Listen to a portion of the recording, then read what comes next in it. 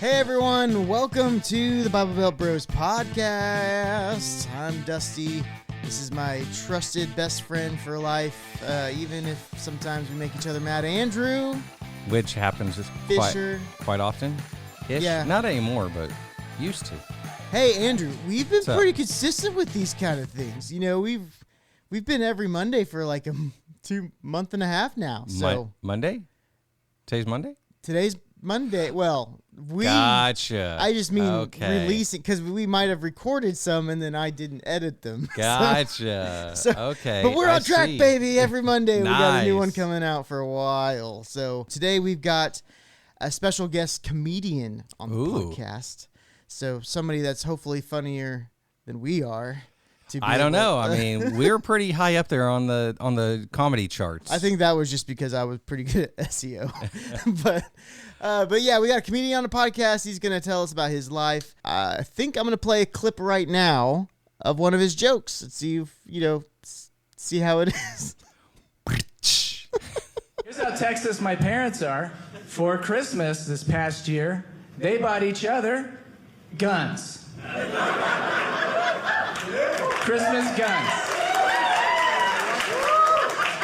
I honestly think it was a good thing. I think it's a sign that they still deeply love each other. Because I just don't think you buy your partner a gun unless you're really sure things are going to end up well.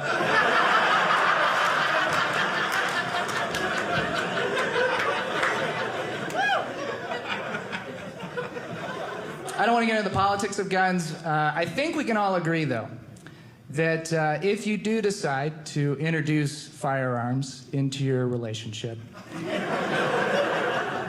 you should both get one.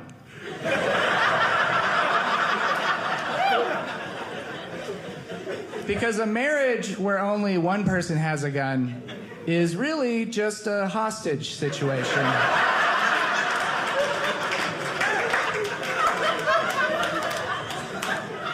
And a true marriage is a union between two equally armed people locked in a Cold War for all eternity.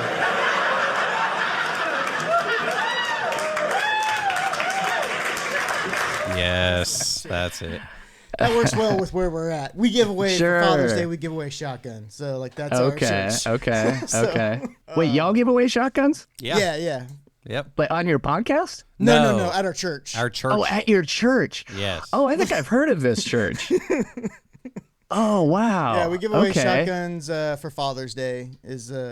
We usually have like a shotgun giveaway. Except for the 2 years I won, I got a knife and a crossbow. Wow. I haven't won a shotgun yet. Okay. And I'm not a gun guy, so I don't care. Yeah. Our church just had a men's event for, was it pancakes and bullets? It was bacon and bullets? Bacon and bullets, yeah. And they went to a shooting range. Didn't go to that either because I don't care. No, I remember there was a church like that. Are we recording? We are, but... Okay. No, there was a church kind of like that I remember in Waco. I don't know if you saw the documentary, but yeah, I remember hearing about stockpiling an arsenal. That usually ends well for churches. I actually wanted to join that church, but, Oh, gosh. but I couldn't find it anymore. Yeah, they disappeared. Yeah, this really nice guy David contacted me, and yeah, no, he was a very nice guy from what I hear.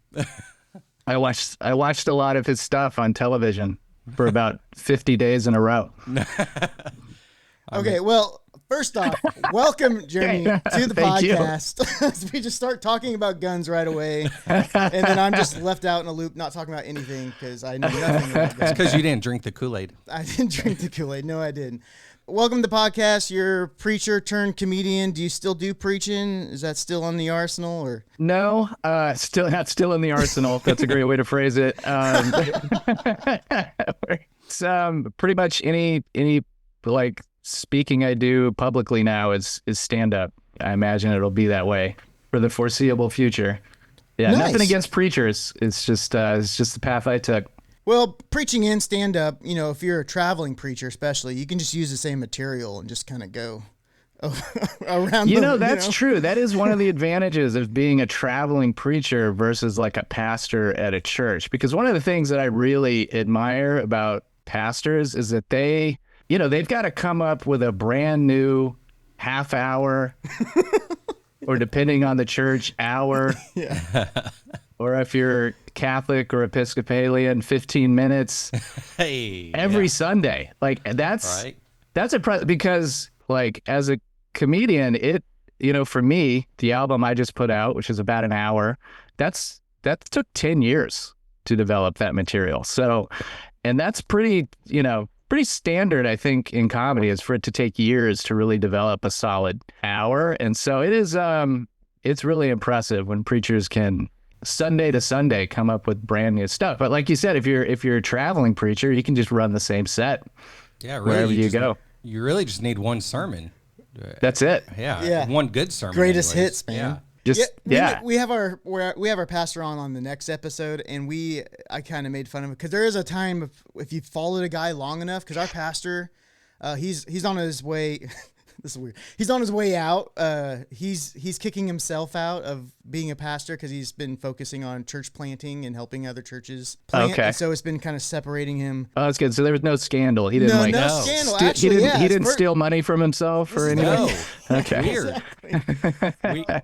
That's actually one thing we talk about is there's no scandal. That's crazy. Yeah. So can we make one up? Because that just makes it more sense for all of us. Let me be clear. There was no scandal behind me not preaching anymore. I know people are probably going to search online for like, what did Jeremy Alder do to get kicked out of preaching? But there was another, you won't find anything. But one of the things with our pastors, he was my youth pastor growing up. So since I was 15, 14 years old, I've been under this guy's preaching. So I have heard every sermon this guy can ever preach, because he does start, at some point you have to restart recycling. And I was a youth pastor for a little bit under him. And so like, there was like a little bit of, you have these kids for 4 to 6 years. So you could start recycling every 4 to 6 years, really, because you have a whole new fresh audience, kind of coming in. But no, absolutely. Plus, I mean, with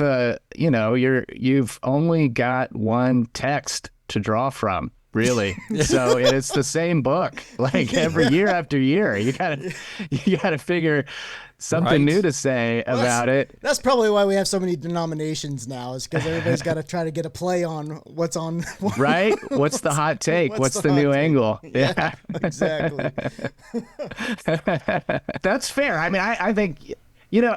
From what I understand, it used to be pretty common for preachers to plagiarize each other. Like back during Augustine's day, like everybody was just ripping Augustine off, and he was ripping Jerome, like he was ripping other preachers off, and it wasn't seen as bad. It was just like, hey, the gospel is the gospel as long as you're like sharing it, not being a heretic. We don't care. We don't own it, right?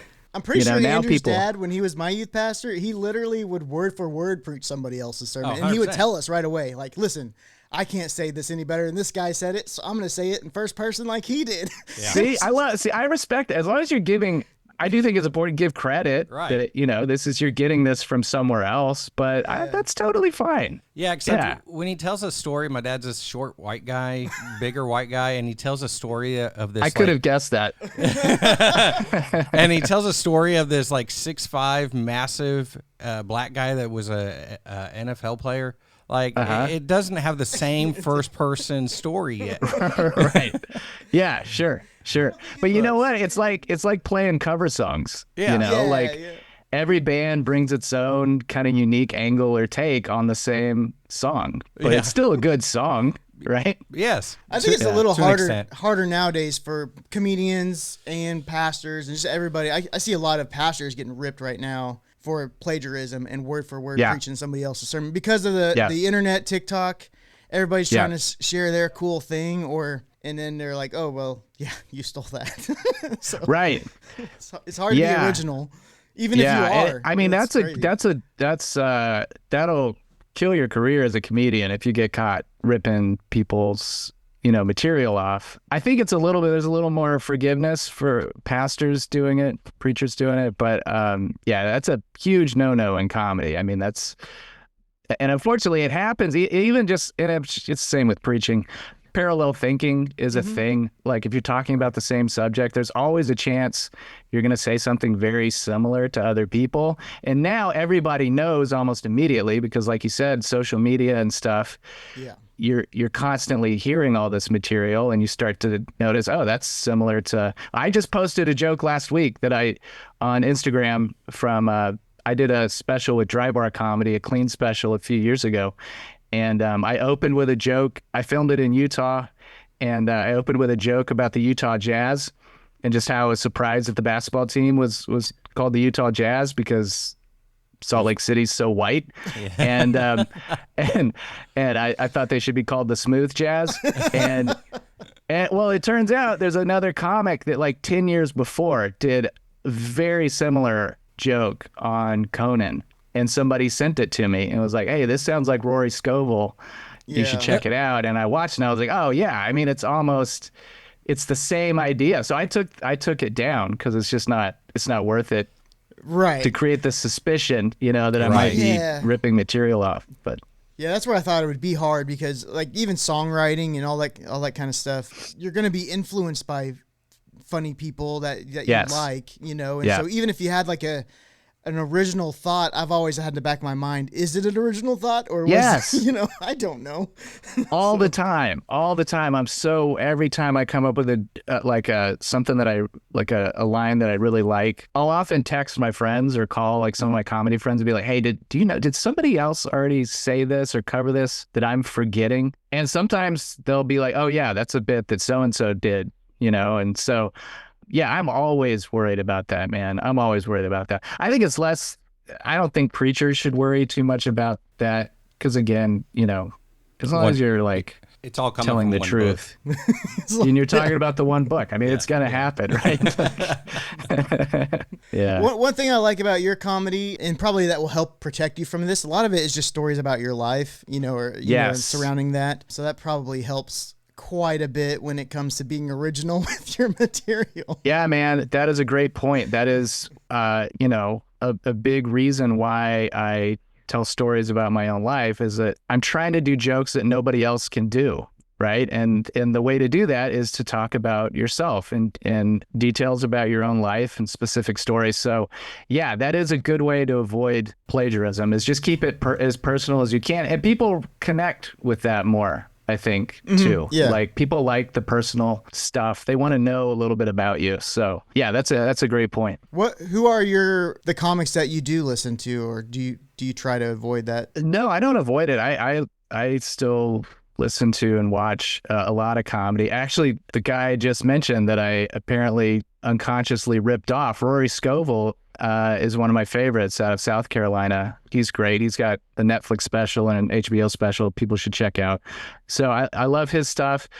Jim Gaffigan is hilarious. I've comedians that talk about like their families and stuff. I've always been drawn to because when I started comedy, I was a single dad raising 4 kids. And so I was immediately drawn to comedians like Gaffigan, like Chad Daniels, like Nate Bargatze that talked about family stuff. And so that's still probably kind of my favorite genre. Yeah. I'm in the same way. Like I'm a big Nate Bargatze fan. Like I've seen before it was cool, before SNL days. Okay. Sure. It's basically after his first Jimmy Fallon special, or his first scene on Jimmy Fallon was the first time we went and saw him live after that, and have been following him ever since. But he's that same way. It's all like relatable, personal stories. Like I do that same stupid thing. It's just kind of. So I do a lot of stupid things, but no, Nate's great. Nate's blowing up. It's pretty wild if you watch some of his old videos, just how different he looks now. Like he's got a little Hollywood, man. He's the way he's dressing now, and like he lost a bunch of weight, and he's got this cool haircut now. He's instead of pulled forward. Yeah. It's like the Christian movies when you see somebody before Christ and somebody after Christ, like they're all preppy and stuff. You got that like, Christian glow up. Yeah. That's funny. You got anything? Or you? Nope, I actually have to bounce. Well, okay. Oh no! All right. Can't you just leave it? We'll just do this thing without you. About 6 minutes from there, so I have to leave. Okay. So, Sweet. All right, it was great Hey, is this dude? It was good talking to you. Great talking to you. Have fun. Make fun of Dusty more. God. Okay. That's my challenge to you. Have a good one. All right, man. Take it easy. Now you can tell us how you really feel about. Yeah. Hey, what's going on with that dog behind you? Oh, is he alive? Oh, he's alive. Yeah, she's bored. He's alive. She was hoping that we were getting ready to go on a walk, but yeah. no. She's like, Dad, I thought you said this guy's funny. She's not laughing. This guy's lame. Yeah. This is boring. This guy's boring. I'm going to sleep. You should get Nate Bargatze on or somebody funny. So, I mean, you said you're doing comedy full time. I do see are you from North Carolina? Is that? No. No. Okay. I saw some upcoming shows in North Carolina, and then you go all the way to the other side. Well, right. I live in North Carolina now. But I grew up in Texas. I didn't move to North Carolina until I was an adult. So I still consider Texas kind of my home. Yeah. So I live in North Carolina. It's where I started comedy. And so, so a lot of my shows right now are in the area, but I'm booking more and more dates as the year progresses, and planning a Midwest tour for later in the summer or early fall. Would love to get through Oklahoma. I'm going to hit Texas up again. I have not been to Oklahoma yet, so yeah, we have a couple good comedy clubs. My wife and I just went to a Dusty Slay show. I know Dusty. Yeah. So I'm an actual Dusty. What city are you in? Tulsa. We're in Tulsa. Tulsa. Oh, okay, gotcha. Yeah. So we got like two. We got one that's been around forever called the Looney Bin, and then we have a newer one, Bricktown Comedy Club. That's got a spot in Tulsa. So you can always, it's Which one do you recommend? Well, I mean, Bricktown's newer, and I think it's bigger. But it's a newer venue, so everything's a little bit more. But like Looney Bin, they have new owners. The owners are supposed to be really good people and stuff. So I go to whichever one my comedian that I'm trying to see is at. I don't care. But what would be the next closest town with a comedy club to Tulsa? I mean, Oklahoma City is an hour and a half away. Okay. So it's usually when people come through, it's concerts or anything. It's Tulsa one day and Oklahoma City the next day type of situation. Gotcha. So and then that's all the cities in Oklahoma, right? That's basically that's basically it. It's a lot of road. Maybe some casinos if you wanted to do a casino. Oh, right. Tour. Sure. Now, if you want a casino tour, we got one everywhere. I bombed the hardest I've ever bombed for 5 days straight at a Cherokee casino in North Carolina, and I'm not trying to get back there too soon. I can't imagine bombing for 5 days straight. I hear stories of like even going to the last comedy show that we went to. There's two shows that night, right? And so you hear like one show goes really well, then the next show doesn't, and you're like, what just happened? But 5 days straight would be pretty. I don't know if I'm a casino comic. I think they were looking for something else. They were just very, very drunk, and they didn't want to follow a joke from premise to punchline. Right. You got to get to that punchline quicker. Yeah. So, but it was a great learning experience, and I'm sure I'll do better next time I do a casino. But I'm not in a hurry. I saw something about. Do you have a podcast as well talking about bombing stories? No. Oh, I did actually just do. I was a guest on a podcast called The Art of Bombing. Yeah, where I told some stories about bombing. I don't currently have a podcast. There's some old episodes of a podcast that I used to have that you can find on my YouTube where I talk to comedians about the intersection of comedy and faith and spirituality and stuff, called More Than You Can Handle, but haven't brought that one back yet. Well, that sounds a super serious podcast for... It was not, honestly, it was pretty... Honestly, that was... Now that you mention it, that was one of the struggles with it, was even comedians had a hard time being loose and funny when they would talk about religion and spirituality and stuff. And so, so that was kind of part of it was just trying to figure out, how do I get this to be funnier? Because I don't want to do a serious podcast, Well, so we've always positioned ourselves, and so we took like a 2-year hiatus from podcasting, and just kind of getting back into it now. But one like most of the negative reviews we had was, I was looking for a serious podcast and these yahoos, you know. Like, like, interesting. The opposite says in the title, like, you know, right? Like, yeah, it seems like the people are wanting that, and then they put their church voice on when, like you're saying, when they're on the podcast, and they can't separate their real life whenever they talk about Christianity. Yeah. No, I want to be like, listen, God can handle it. Like, it's like, it's fine. Relax. Yeah. So how long have you been doing comedy full time? Well, I would say I'm still kind of in the midst of that transition. So shifting more and more into full-time comedy mode. I mean, I started touring a couple of years ago.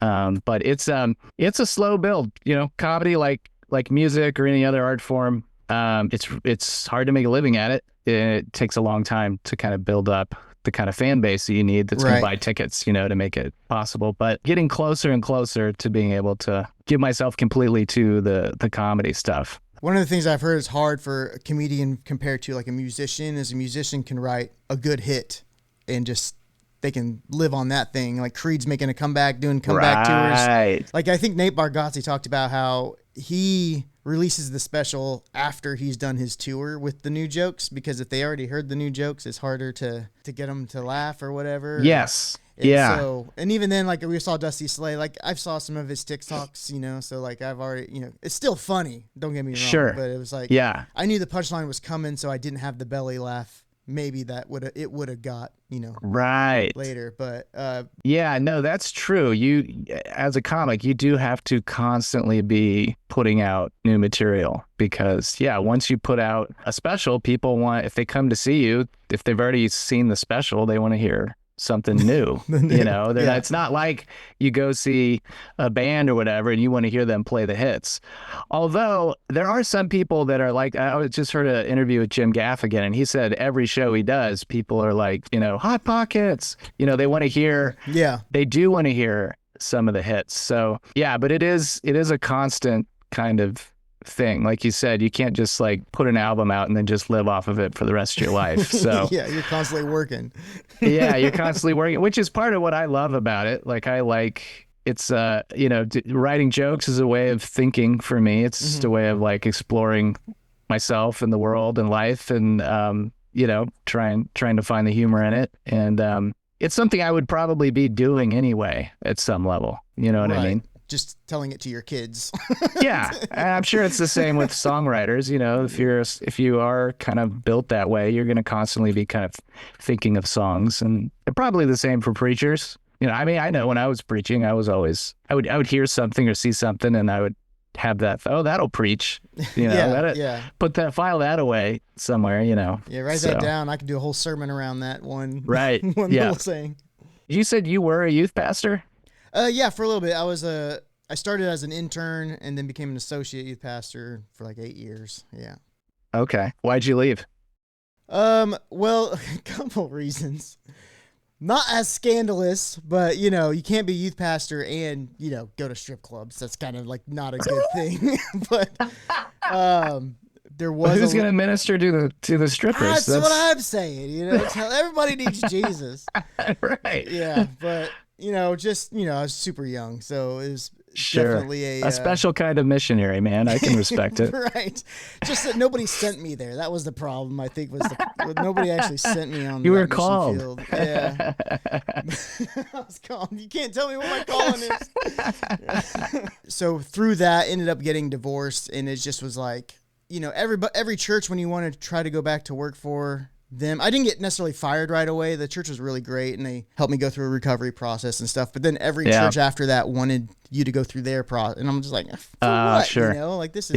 And then I started a business, a screen printing company for 5 years. I was able to sell that and then keep working at it for another 2 years, and now I'm in digital marketing. So I still I lead worship for our youth ministry, and I've committed to one Sunday a month to do worship on Sunday morning stuff. So gotcha. Okay. I'm a singer, not a songwriter. I write one-liners, basically. Gotcha. Yeah. But I'm pretty sure all of it has been inspired by somebody else. Well, and that is true. I think every creative, every thought we have is rooted in something we saw or heard someone else say. There's no completely original thought out there. So everything is derivative. So it's important not to put too much pressure on ourselves to try and be ultra original all the time. Then we ended up starting this podcast. We went through this book, Pagan Christianity, and basically it was talking about, like, Andrew and I we had been a part of starting a church and stuff, and the whole idea was that we'd be more of a house church model as our focus. And then it just came down to like 90% of what we're doing as Christians and stuff as an unbiblical practice of like having big steeples and these big huge gatherings isn't necessarily having more of a missions outgoing fund instead of internally helping those who are your family, it's not really and so it kind of just spiraled down for a little bit and just trying to like deconstruct a little bit of the things. And then we just kind of make fun of, because you have to do it, right? That's part of the issue when it comes to being a church, especially in a Bible Belt, is you kind of have to play that role a little bit. And so it's been quite a journey getting back to where I am now. But well, congratulations on making it through. I did it. Yeah. Making it through to the other side. I've it's one of those things, like most of the people that are at the church know my story. So like that's how our church is I feel like it's a lot different than what most people deal with. Is everybody here's got baggage, and we all just understand that we're in it together. Right. And nobody's trying to fit that front anymore, And that, good. I mean, because that's the case at every church. It's just a lot of churches aren't willing to be honest about it and face it and like be vulnerable and transparent with each other. Right. It's more of I'm going to call your stuff out so you stop looking at me.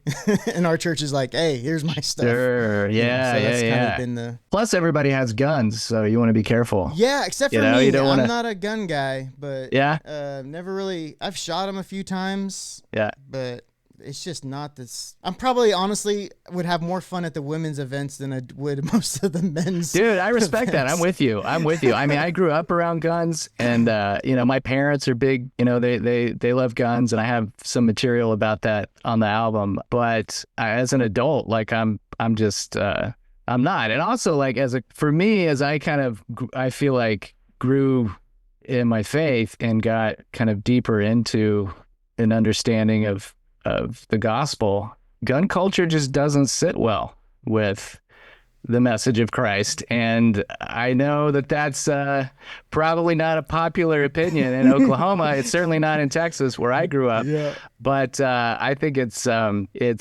pretty undeniable. So I'm fascinated by churches that give away guns. I think that's that is pretty wild. And like I said, historically, usually doesn't end well. But I do hope the best for everybody. I do think it probably makes church meetings, probably a little more civil. I don't think everybody's packing when they come.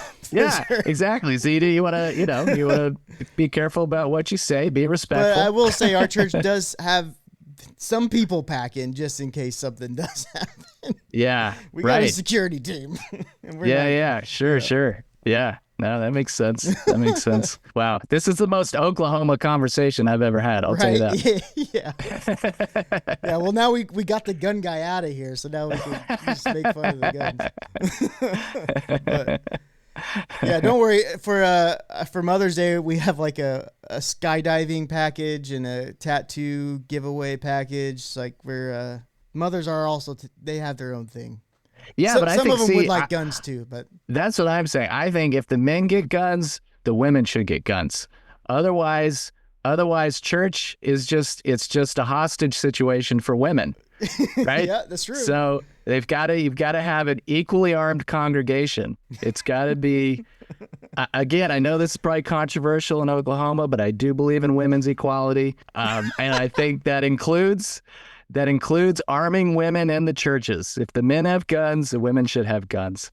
And then everybody, that preacher's on stage, everybody's, ready just in case he says something pretty crazy, tells us to tithe more, be careful, Yeah, does the pastor wear a flak jacket when he goes up? Might have to. Just in case.